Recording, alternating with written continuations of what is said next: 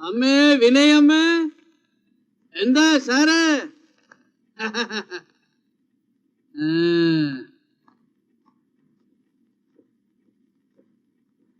കാവ്യ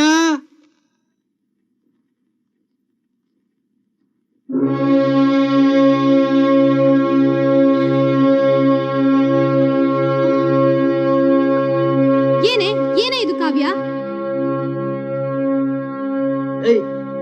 ಏನೇ ಇದು? ನಿನ್ಗೆ ಈ ಮನೇಲಿ ಹೇಳೋರು ಕೇಳೋರು ಯಾರು ಇಲ್ವೇನೋ? ಏನ್ರಿ ಕೇಶವನ್ ಕುಟ್ಟಿ, ಯಾಕ್ರಿ ಏನು ಮಾತಾಡ್ತಿಲ್ಲ? ಇದೇನ್ರಿ ನೀವು ಮಾಡಿರೋ ಕೆಲ್ಸ? ಎಂದ ಸಾರೇ, ಅದು ನಿಮಗ ಗೊತ್ತಾಗಲಿಲ್ಲ. ಒಂದು ಹುಡುಗಿ ಒಂದು ಹುಡುಗ ಹಾರ ಹಾಕಿಕೊಂಡು ಪಕ್ಕ ಪಕ್ಕದಲ್ಲಿ ನಿಂತರೆ ಏನ್ ಅರ್ಥ? ಅದು ನಾನು ನಿಮಗೆ ಹೇಳಬೇಕಾ? ಮನಸ್ಸಲಾಯ್ತಿಲ್ಲ ಅಂದ್ರೆ ನನ್ ಮಗಳಿಗೆ ಮದುವೆ ಮಾಡ್ಸಿದ್ದೀರಾ? ಅವಳನ್ನ ಹೆತ್ತವ್ರು ನಾವಿರ್ಬೇಕಾದ್ರೆ ನೀನ್ ಹೇಗೋ ಮದುವೆ ಮಾಡುತ್ತೆ? ಎಂದ ಸಾರೇ, ಇದಾನ ಸೋದ್ಯಂ. ಕಾವ್ಯ ನಾನು ಮರುಮಗಳಾಗಿ ಮನೆಗೆ ಕರ್ಕೊಂಡು ಬಂದೆ. ಎಂಗಳ ಪುಣ್ಯ. ಒಂದು ವೇಳೆ ನಾನು ಕಾವ್ಯನ ಹೆಣ ಮನೆಗೆ ತಂದಿದ್ದರೆ, ಹೆತ್ತ ಅಪ್ಪ ಅಮ್ಮ ನಾವಿರುವಾಗ ಮನೆಗೆ ನೀ ಯಾಕೆ ಹೆಣ ತಂದೆ? ಅಪ್ಪನು ಇದಾನ ಸೋದ್ಯಂ. ಅರಿಯಡ ಕಾವ್ಯ, ಏನೇ ಇದು? ಏನೇ ಹೇಳ್ತಿದಾರ ಅವರು? ಅದಕ್ಕೆ ಉತ್ತರ ನಾನು ಹೇಳ್ತೇನೆ. ಇವರಿಬ್ರು ಕಾಲೇಜ್ನಲ್ಲಿ ಓದೋದ್ರ ಬದಲು ಪ್ರೀತಿಸೋಕೆ ಶುರು ಮಾಡಿದ್ರು. ಮದುವೆ ಆಗೋದಷ್ಟು ಸುಲಭ ಅಲ್ಲ ಅಂತ ಗೊತ್ತಾದಾಗ ಕಾವ್ಯ ನಿದ್ರೆಗಳಿಗೆ ತಗೊಂಡು ಸಾಯೋ ಪ್ರಯತ್ನ ಮಾಡಿದ್ರು. ದೇವ್ರು ದೊಡ್ಡವನು, ಸಾಯ್ಲಿಲ್ಲ. ಸಾಯ ಅಂತದ್ ಏನೇ ಆಗಿತ್ತು ನಿನಗೆ? ನಾವೆಲ್ಲ ಸತ್ತೋಗಿದ್ವಾ? ಇವನ್ ಜೊತೆ ಮದುವೆ ಆಗಿಲ್ಲ ಅಂತ ಹೇಳಿದ್ರೆ ನಾವು ನಿನಗೆ ಮದುವೆ ಮಾಡ್ತಿರ್ಲಿಲ್ಲ ಅಂತ ತಿಳ್ಕೊಂಡ್ಯಾ? ಸ್ವಲ್ಪ ಇರು, ಆತುರ ಪಡಬೇಡ. ಅಷ್ಟೇ ಆಗಿದ್ರೆ ಇವಳು ಸಾಯೋ ಪ್ರಯತ್ನ ಮಾಡ್ತಿರ್ಲಿಲ್ಲ. ಇವಳ ಹೊಟ್ಟೆಯಲ್ಲಿ ಇವನ ಮಗು ಬೆಳೀತಾ ಇದೆ. ಅಯ್ಯೋ ಮನೆ ಹಾಳಿ, ನಮ್ ಮನೆ ಮಾನ ಮರ್ಯಾದೆ ಕಳಿಬೇಕು ಅಂತ ಎಷ್ಟು ದಿನದಿಂದ ಕಾಯ್ತಿದ್ದೆ. ವಿನಯ, ಅವತ್ತು ಸೀತಾ ಇವಳು ಕೆನ್ನೆಗೆ ಹೊಡೆದು ಯಾಕೆ ಲೇಟು ಅಂತ ಕೇಳಿದಾಗ ನಿನ್ ಸಹಿಸ್ಕೊಳಕ್ಕಾಗಲಿಲ್ಲ. ನನ್ನ ಮಗಳನ್ನ ಹೇಗೆ ಸಾಕ್ಬೇಕು ಅಂತ ನನ್ಗೆ ಗೊತ್ತು, ನೀವ್ ಯಾರೋ ಅವಳಿಗೆ ಏನು ಹೇಳಬೇಕಾಗಿಲ್ಲ ಅಂತಂದೆ.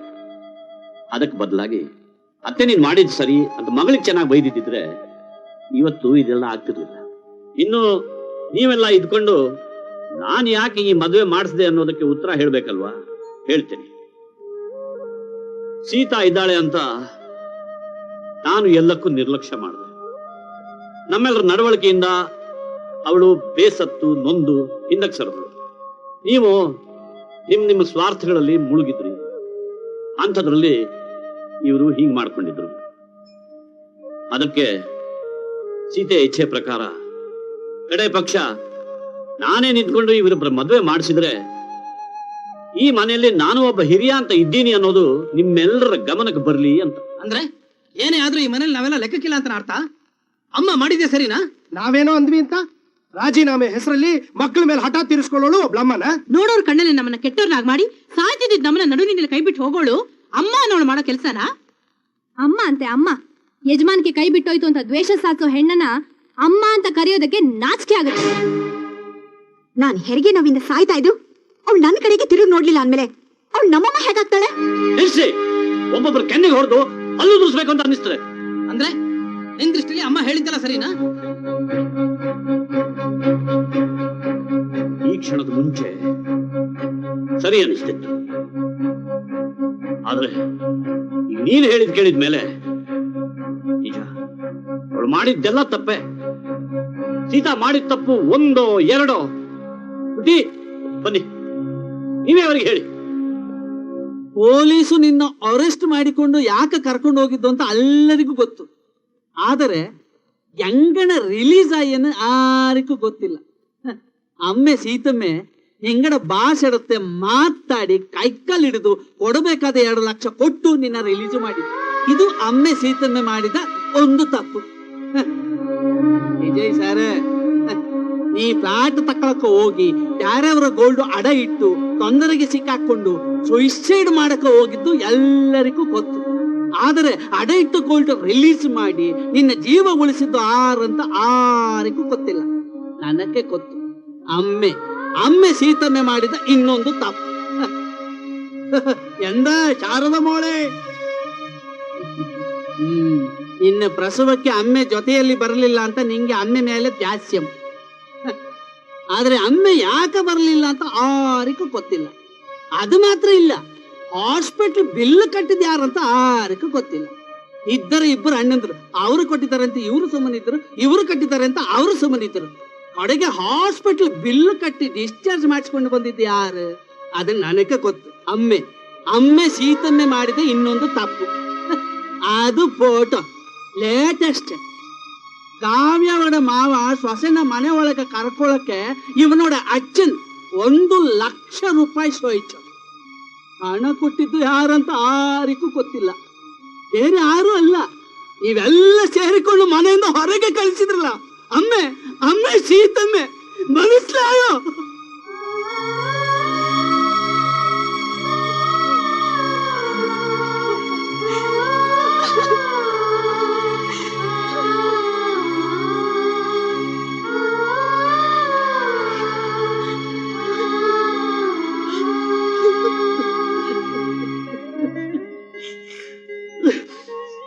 ನಿಮ್ಮಮ್ಮ ನಿಮ್ಗೋಸ್ಕರ ಲಕ್ಷಾಂತರ ರೂಪಾಯಿ ಖರ್ಚು ಮಾಡಿದ್ರಲ್ಲ,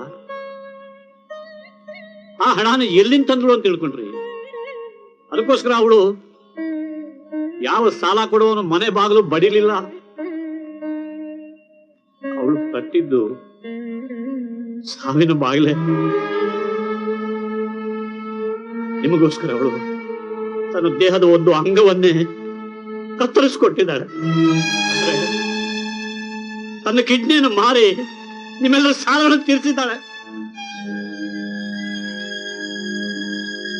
ಬೇಡದೆ ಇದ್ರು ಹೊರ ಕೊಡುವ ದೇವರು ಅಂದ್ರೆ ಅಮ್ಮ. ಒಂದು ಸಲ ಅವಳನ್ನು ಕಳ್ಕೊಂಡ್ರಿ ಅಂದ್ರೆ ಮತ್ತೆ ನೋಡು ಸಿಗೋದಿಲ್ಲ. ಅಮ್ಮನಿಗೆ ಸರಿಸಾಟಿ ಅಮ್ಮನೇ.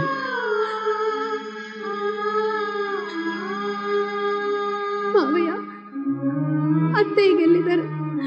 ಆ ದೇವತೆಯಿಂದ ಅತ್ತೆ ಕಾಲಿಡ್ದು ನಮ್ ಪಾಪ ಕಡಿಮೆ ಮಾಡ್ಕೋಬೇಕು. ಹೇಳಿ ಮಾವಯ್ಯ, ಅತ್ತೆ ಎಲ್ಲಿದ್ದಾರೆ? ಈ ಮನೆ ಮತ್ತೆ ದೇವಸ್ಥಾನ ಆಗ್ಬೇಕು ಅಂದ್ರೆ ಆ ದೇವತೆ ಮನೆಗೆ ಬರ್ಬೇಕು ಮಾವಯ್ಯ. ಈ ಮನೆಗೆ ಮತ್ತೆ ಅವಳು ಬರ್ತಾಳೆ ಅನ್ನೋ ನಂಬಿಕೆ. ಈಗ ಅಮ್ಮ ಎಲ್ಲಿದ್ದಾಳೆ ಅಂತ ಹೇಳಿಪ್ಪ, ನಮ್ ಪ್ರಾಣ ಎಲ್ಲಾದ್ರೂ ಕೊಟ್ಟು ಅವಳ ಕರ್ಕೊಂಡ್ ಬರ್ತೀವಪ್ಪ. ಹೇಳಿಪ್ಪ, ಹೇಳಪ್ಪ. ಮಕ್ಕಳಿಂದ ಪ್ರಾಣ ಕೇಳೋಳು ಅಮ್ಮ ಆಗೋಲ್ಲ ಕಣ್ರು. ಅವಳು ನಿಮ್ಮಿಂದ ಬಯಸಿದ್ದು ಪ್ರೀತಿ, ಆದ್ರೆ ನೀವು ಕೊಟ್ಟಿದ್ದೇನು? ಅವಳು ಕಮಲ ನರ್ಸಿಂಗ್ ಹೋಮ್ ಅಲ್ಲಿದ್ದಾಳೆ.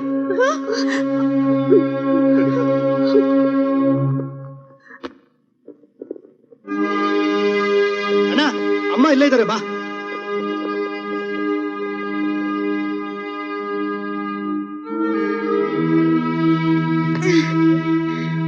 ಅಮ್ಮ ಅಮ್ಮ, ಏನಮ್ಮ ಇದು?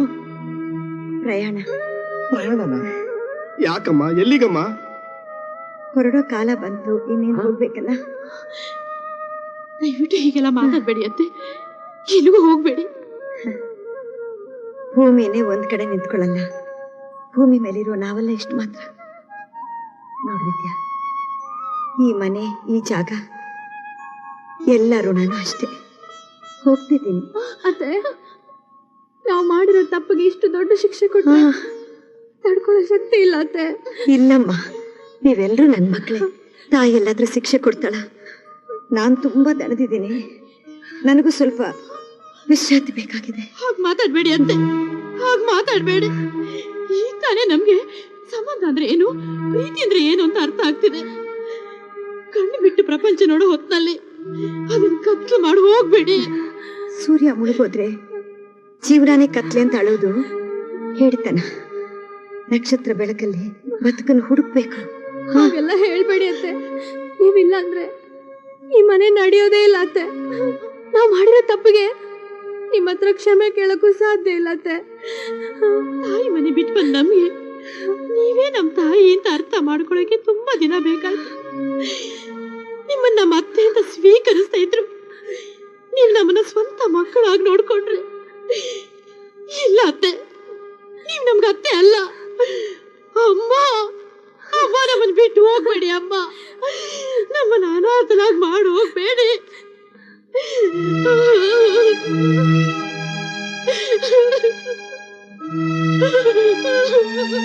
ಅಮ್ಮ, ನಿನಗೆ ಮಕ್ಕಳಾಗಿ ಹುಟ್ಟದೆ ಹೊರತು ಮಕ್ಕಳಾಗಿ ಉಳಿಯೋದ್ರಲ್ಲಿ ಸೋತೋಗ್ಬಿಟ್ಟು ಅಮ್ಮ, ಸೋತೋಗ್ಬಿಟ್ಟು.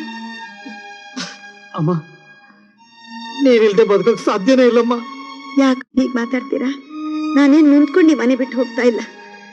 ನನ್ನ ಕಡೆ ದಿನಗಳನ್ನ ನನ್ನ ತವ್ರ ಮನೆಯಲ್ಲಿ, ಅದೇ ವೃದ್ಧಾಶ್ರಮದಲ್ಲಿ ಕಳಿಬೇಕು ಅಂತ ಆಸೆ ಆಗ್ತಿದೆ. ಅದಕ್ಕೆ ಹೋಗ್ತಿರೋದು.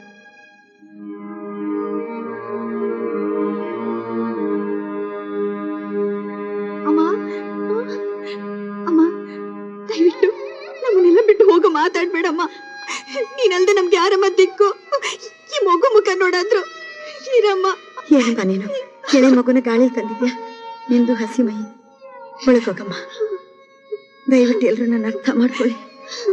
ಈಗ ನನ್ನ ಮೈಯಲ್ಲೂ ಮನಸ್ಸಲ್ಲೂ ಶಕ್ತಿ ಕುಗ್ಗಿ ಹೋಗ್ಬಿಟ್ಟಿದೆ. ನನ್ನ ಈ ಕೊನೆ ಆಸೆನ ನೆರವೇರಿಸ್ಕೊಡಿ. ಅಮ್ಮ, ವೃದ್ಧಾಶ್ರಮದಲ್ಲಿ ಇರ್ಬೇಕು ಅನ್ನೋದೇ ನಿನ್ನ ಆಸೆ ಆದ್ರೆ ನಾವು ನಿನ್ನ ತಡೆಯೋದಿಲ್ಲಮ್ಮ. ನಿನ್ನಿಷ್ಟದಂತೆ ಆಗ್ಲಮ್ಮ. ನೀವು ತೀರ್ಮಾನ ತಗೊಂಡ್ಮೇಲೆ ಬದಲಾಯಿಸಲ್ಲ ಅಂತ ಗೊತ್ತು, ಆದ್ರೆ ನಮ್ದೊಂದು ಆಸೆ ನೆರವೇರಿಸ್ಕೊಡ್ತೀರಾ? ಏನಮ್ಮ ಅದು? ಮುತ್ತೈದೆಗೆ ಅರಿಶಿನ ಕುಂಕುಮ ಕೊಡದೆ ಮನೆಯಿಂದ ಕಳಿಸ್ಬಾರ್ದು ಅಂತ ನೀವೇ ಹೇಳಿದ್ರಿ. ಒಂದ್ಸಲ ಬಲಿ ಅಮ್ಮ, ಅರಿಶಿನ ಕುಂಕುಮ ಇಟ್ಕೊಂಡು ಹೋಗಿ. ಅಜ್ಜಿ ಬರ್ತೀಯ ತಾನೆ? ಬರ್ತೀನಿ ಕಂದ.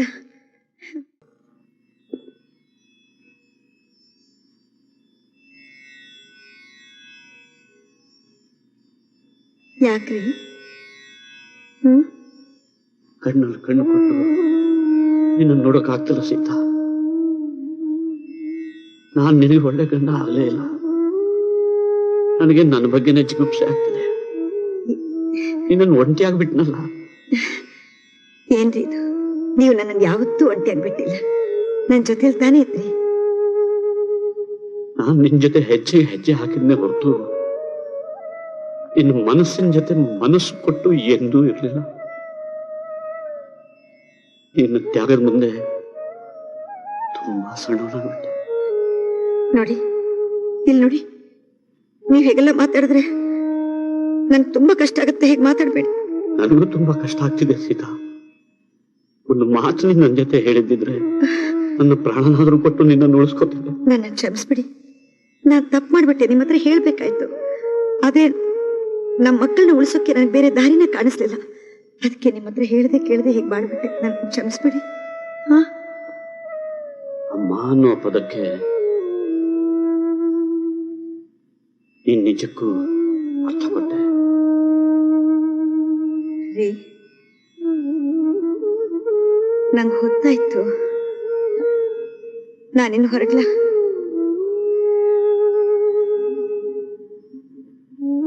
ನನ್ನ ಒಂಟಿಯಾಗ್ಬಿಟ್ಟು ನೀನು ಹೇಗೆ ಹೋಗಕ್ಕಾಗತ್ತೆ ಸೀತಾ? ನನಗೂ ನಿನ್ನ ಪಕ್ಕದಲ್ಲಿ ಸ್ಥಳ ಬೇಕು.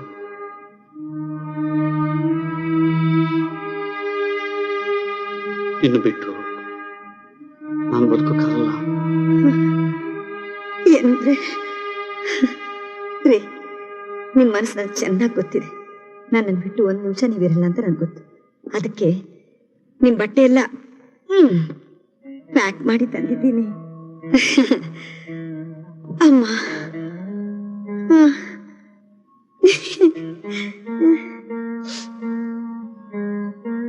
ಎಲ್ಲಿಗೆ ಹೋಗೋಣ? ತವ್ರ ಮನೆಗೆ, ಅಂದ್ರೆ ವೃದ್ಧಾಶ್ರಮಕ್ಕೆ. ಡ್ರೈವರ್,